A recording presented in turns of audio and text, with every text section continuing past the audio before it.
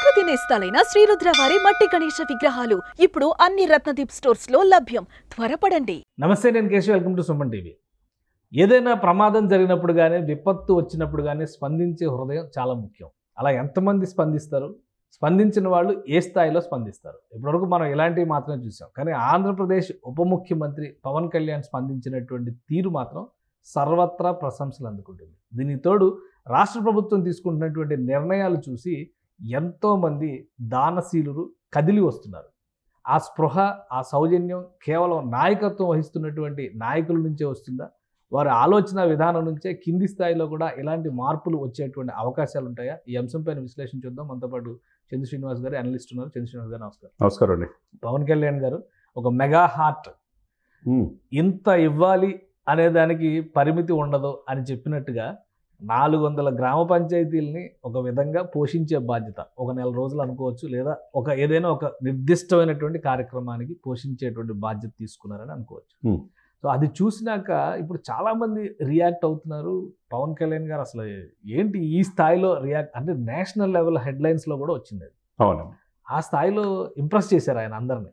ఉప ముఖ్యమంత్రిగా, రాజకీయ నాయకుడిగా, లేదంటే ఒక సినిమా తారగా, ఇవన్నీ పక్కన పెడితే ఒక మానవతావాదిగా ఆయన అందరినీ కదిలించారని అనుకోవచ్చా? డెఫినెట్గా అండి. ఎందుకంటే కేశవ్ గారు మీరు చక్కగా ఉపోద్ఘాతం చాలా చక్కగా చెప్పారు. ఒక వ్యక్తి ఎదుగుదలలో తనతో పాటు తన సమాజాన్ని, తన దేశాన్ని గురించి ఎవరైతే ఆలోచిస్తారో వాళ్ళు మరింత పేరు ప్రతిష్టలు సాధించుకుంటారు.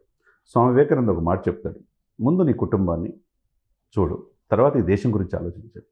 కుటుంబం అంటే ఏంటి? ఆయన కుటుంబంలాగా ఆలోచించట్లా పవన్ కళ్యాణ్ గారు. నేను ఈ సందర్భంగా సుమన్ టీవీలో ఆయన గురించి తెలుసు కాబట్టి చెప్తున్నా. పవన్ కళ్యాణ్ గారిని ఒక మాట అడగాలనిపిస్తుంది కేశవ్ గారు. ఎందుకే అంత ప్రేమ ఈ ప్రజలంటే, ఈ ఆంధ్రప్రదేశ్ ప్రజలంటే, ఈ తెలుగు రాష్ట్ర ప్రజలంటే ఎందుకే అంత ప్రేమ? నీ బిడ్డల గురించి ఆలోచించవా అని అనాలనిపిస్తుంది. నిజమే కదండి.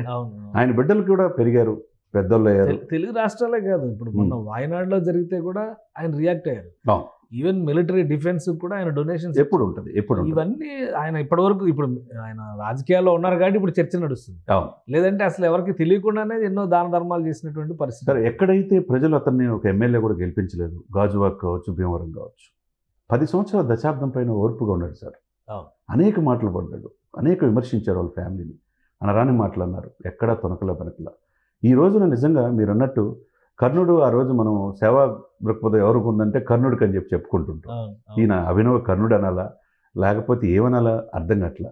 అంటే తన బిడ్డల కోసం గురించి కూడా ఆలోచించకుండా తన బిడ్డల డిపాజిట్లు అండి కేశవ్ గారు, పిల్లల పేరు మీద ఉన్న డిపాజిట్లు కూడా తీసేసి కౌలు రైతులకు 34 కోట్లు ఇటు ఏంటి, పార్టీ ఆఫీసులు కడతావేంటి, ఎవరైనా పార్టీ ఫండ్ ఇస్తే తీసుకుంటే వాళ్ళు ఏదన్నా మళ్ళీ ఏదైనా సొంత పని కోసం అడుగుతారని చెప్పి వాళ్ళు రివర్స్ ఇచ్చాడండి కొన్ని కోట్ల రూపాయలు.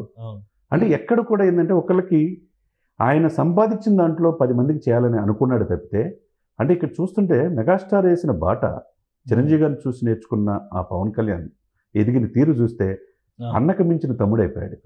ఇప్పుడు తండ్రికి మించిన కొడుకు రామచరణ్ ఎలా అయ్యాడో, గ్లోబల్ స్టార్గా ఎదిగాడో, ఈరోజు అన్నకు మించిన తమ్ముడుగా అటు సినిమాల్లో చేసినా, ఇటు రాజకీయాలు చేసినా, ఏది చేసినా 100% క్లారిటీతో ఉన్నాడు.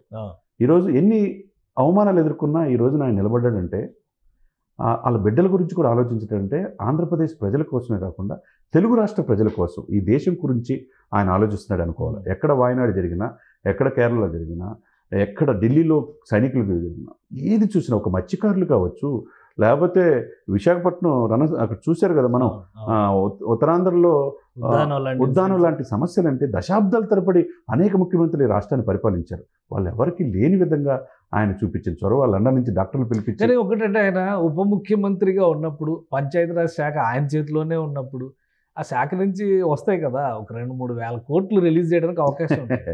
మరి 2 కోట్లు 3 కోట్లు కాదు, 2-3 వేల కోట్లు రిలీజ్ చేయడం, రిలీఫ్ మెజర్స్ కింద రిలీజ్ చేయడానికి అవకాశం ఉంటుంది. చేయొచ్చు.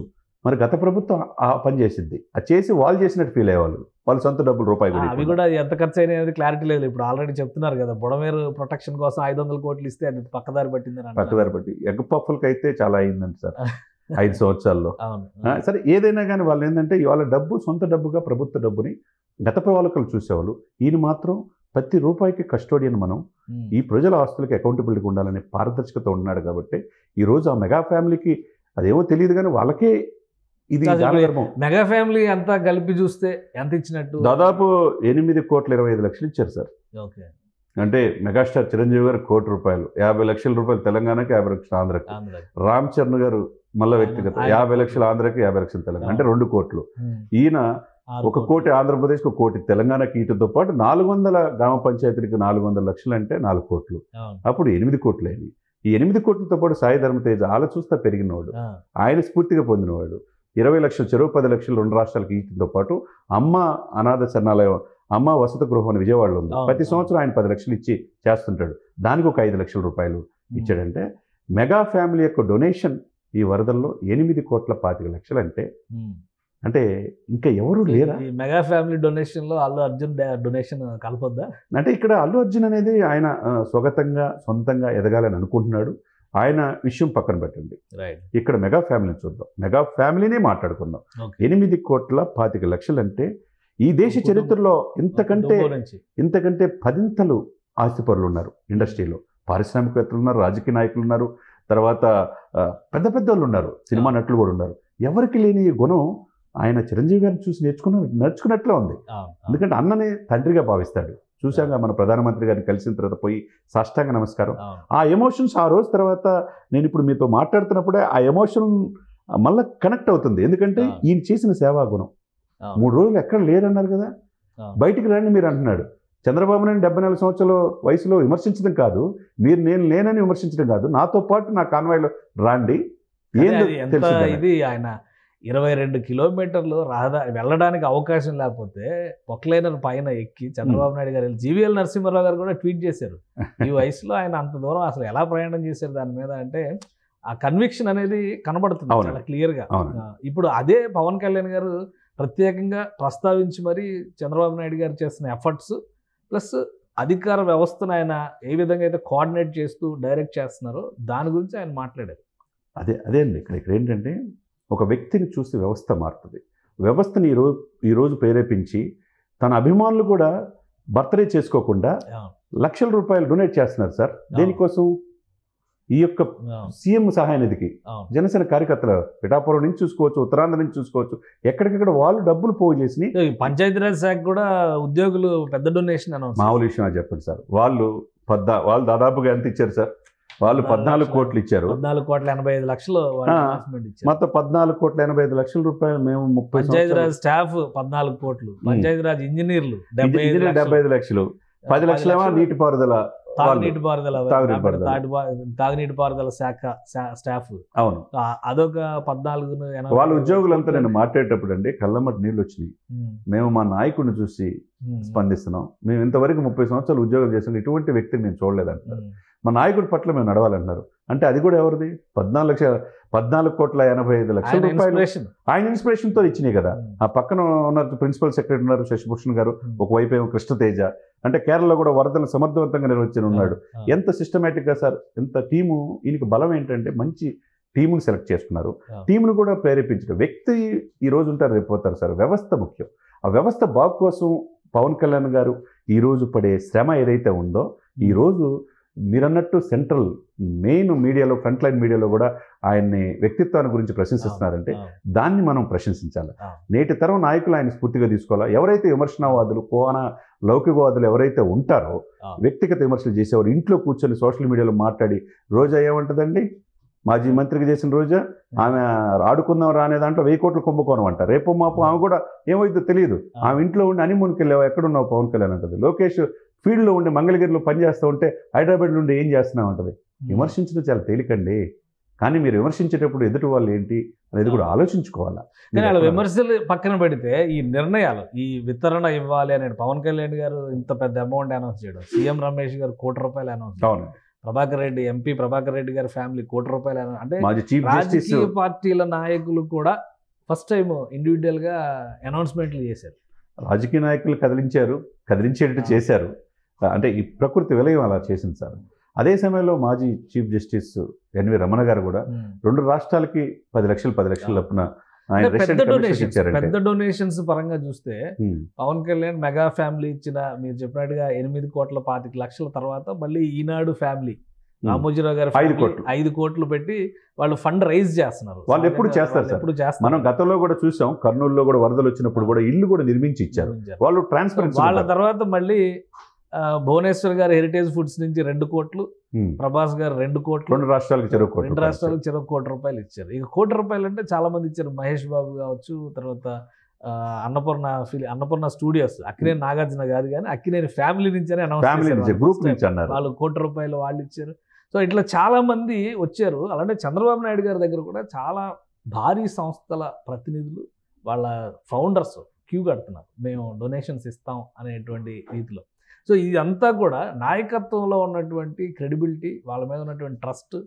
బాలకృష్ణ గారు ₹1 ఇచ్చారు, వీళ్ళు ₹1 ఇచ్చారు. సినిమా ఇండస్ట్రీలో అయితే ఆల్మోస్ట్ పెద్ద హీరోలు అందరూ ఎప్పుడు లేని విధంగా స్పందించారు. ఆ రాష్ట్రానికి ఒక 50 లక్షలు, ఈ రాష్ట్రానికి ఒక 50 లక్షలు, జూనియర్ ఎన్టీఆర్ అనౌన్స్ చేశారు. ఇప్పుడు చూడండి, పవన్ కళ్యాణ్ గారు ప్రకటించిన ₹1 తెలంగాణ నేను స్వయంగా రేవంత్ రెడ్డి గారిని కలిసి ఇస్తానంటున్నాడు.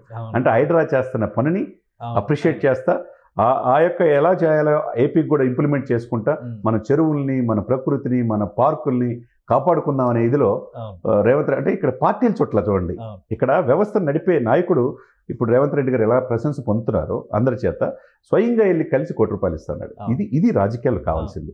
అంటే కక్షలు కార్పణ్యాలు కాదు సార్. ప్రజలు ఇబ్బందులు పడినప్పుడు స్పందించే హృదయం కావాలి. అది మెండుగా మెగా ఫ్యామిలీ. వైఎస్ఆర్సీపీ కూడా ₹1 అనౌన్స్ చేసింది కదా, ₹1 అనౌన్స్ చేసింది. కేశవ్ గారు మీరు కూడా తెలియదు సార్, 2 లక్షల వాటర్ బాటిల్స్ ఇస్తామని చెప్పారు. ఇప్పుడు పార్టీకి ఫండ్స్ చాలా ఇస్తాయి. ఆయన పార్టీకి ఎన్ని ఫండ్స్ వచ్చినాయి, ఎన్ని విదేశాల నుంచి వచ్చినాయి మీకు కూడా తెలుసు. ఎలక్ట్రల్ బాండ్స్ లిస్ట్ లో వచ్చినాయి కదా, వచ్చినాయి కదా సార్. దాంట్లో నుంచి ₹1 దేనికి సరిపోతాయి సార్? దేనికి సార్? దేనికి ఉపయోగం? ఆయన సంస్థల సొంత డబ్బుల నుంచి తీసినప్పుడు, సొంత వ్యాపార సంస్థల నుంచి తీసినప్పుడు శభాష్ అంటారు. అదేం కాకుండా నువ్వు పార్టీ నుంచి ఇచ్చేది ఉపయోగం ఏంటండి?